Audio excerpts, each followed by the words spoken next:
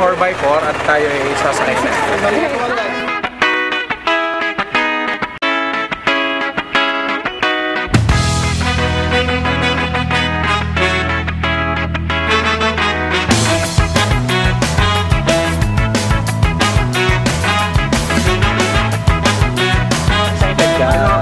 Ito si Roel. Hi Roel, kamusta? Roel po. Roel. Excited? Excited? Of course. I believe this is your second time here. Yes. Okay, Close to tragedy, close to folks who have you ever felt the pain so powerful? So ngayon tayo dito sa 4x4 papunta sa Mount Pinatubo. Kasama natin si Sir Poy. Sir, magandang maaya pa bak.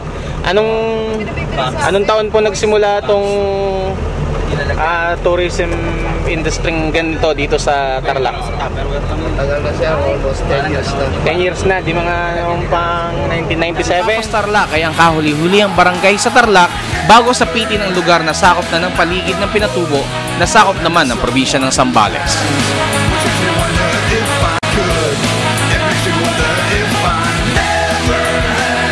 Sakay sa nirentahang 4-wheel drive na available sa tourism board doon sa Tarlac, na busog na mga napakagandang tanawin ng aming mga mata dahil sa mga land features na nasa paligid.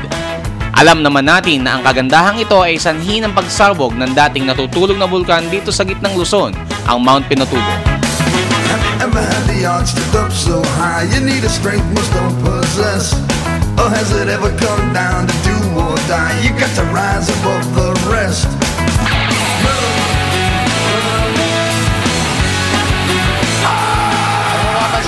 Sa aming dinadaanang ito, dumaloy din ang mga pyroclastic materials at iba't ibang volcanic debris na nagsanhi ng kapisalaan noon sa maraming lugar sa buong Luzon.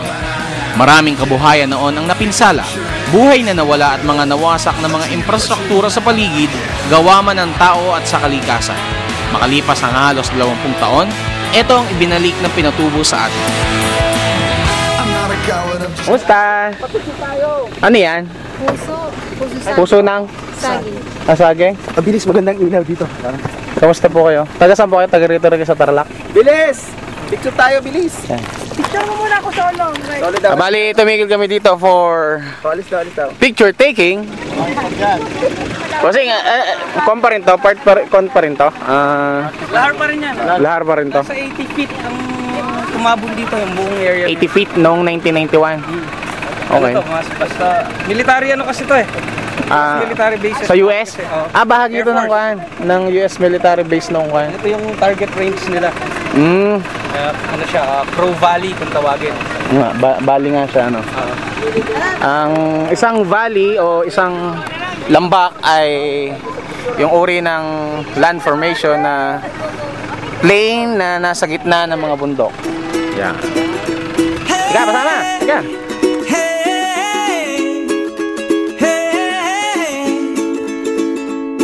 Your lipstick stains on the front lobe of my left side brains.